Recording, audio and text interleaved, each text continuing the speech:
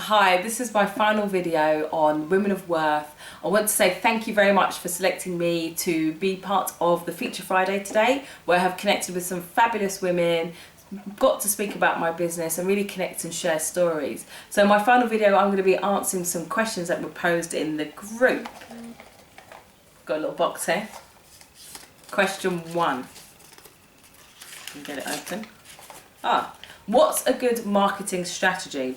And that's a really good question, because quite a lot of authors think that, you know, the writing's difficult and then the publishing's all equally difficult and then it ends there. But actually what we do at Conscious Dreams Publishing is we sit down with authors and we create and map out a whole marketing strategy. So I mean, there's lots and lots of things I could talk to you about, but I'm going to just condense it down to a few. One really good thing to do is to really look at Amazon and think about how you can do your use Amazon to do a marketing strategy there.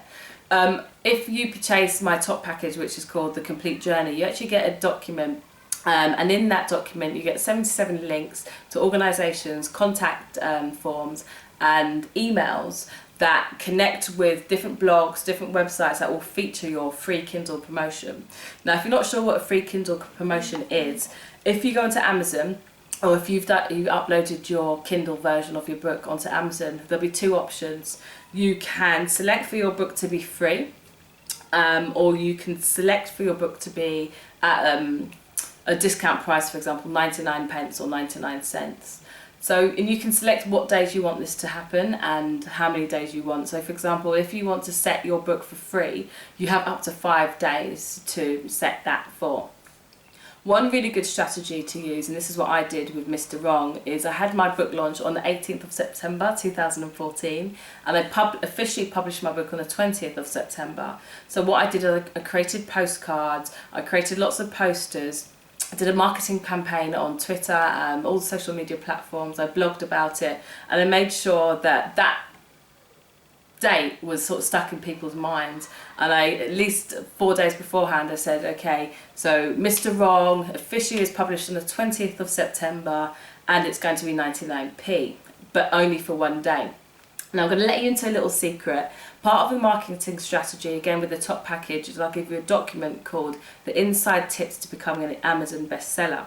Now, a secret with Amazon is that it's all done by categories. So the way the bestseller list works is you have to sell a certain amount of books, and it's very time specific. So say for example you're in a category that's quite niche. It could be, give me a category. Flowers. Flowers, wow, yeah, flowers. Flowers is a very good one, it's very, very niche. So what you need to do is you need to shift more books in a particular hour than the other books in that category. So it's all about driving as much traffic to your book on a particular day and getting enough people to buy it in that particular hour. And what this does is it allows your book to climb up the ladder. So it's a great marketing strategy. And again, if you have used these links to advertise it, what you do is you open up your audience, and this will also go to mailing lists. I mean, there's so many things you can do, and it just opens up your audience so much wider. Another thing you can do is I'm going to stop there. Buy the inside tips to becoming a bestseller. So that's just one. Okay, question 2. If you'd like to have any more guidance to do with marketing or promotion, please do get in contact with me. Send me an email or at info@consciousdreamspublishing.com. I have so much more to offer, but I don't want this video to be too long. Okay, question number 2. Whose job is it to contract out the makeup artist if needed for a book cover? Now, there's 2 different ways you can look at this. If you're working with a traditional publishing company, for example, something like Penguin or Random House, then they're going to be in charge of all the freelancers. They'll probably have everyone in-house anyway. So they'll be in charge of who they hire and who they, I was going to say fire, that's not what I want to say, who they hire and who they contract. So they'll be in charge of that. If you are an author, self-published author, and you're doing it through your own company, or perhaps you're doing it through another self-publishing company, but you have your own book cover image that you want to do, and it depends on what kind of deal or agreement you have with that self-publisher, it would then be the author's responsibility to make sure that a contract is drawn up between yourself and the freelancer that you're hiring. So I hope that's answered the question. If it's a traditional publisher, it would be the publisher. If it's you're operating as an independent author or an indie author, then you'll talk to the self-publishing company you're using. If it's your own company, then you would contract out any freelancers through your own means. Always make sure you have a contract. It's so important. Make sure there's a contract there in place and it's something that's legally binding. That's question number 2. I hope I've answered that one. I've answered it to the best of my ability. Okay, so the last question is, just pick the same one. When working with ghostwriters, what's the best way to protect your story?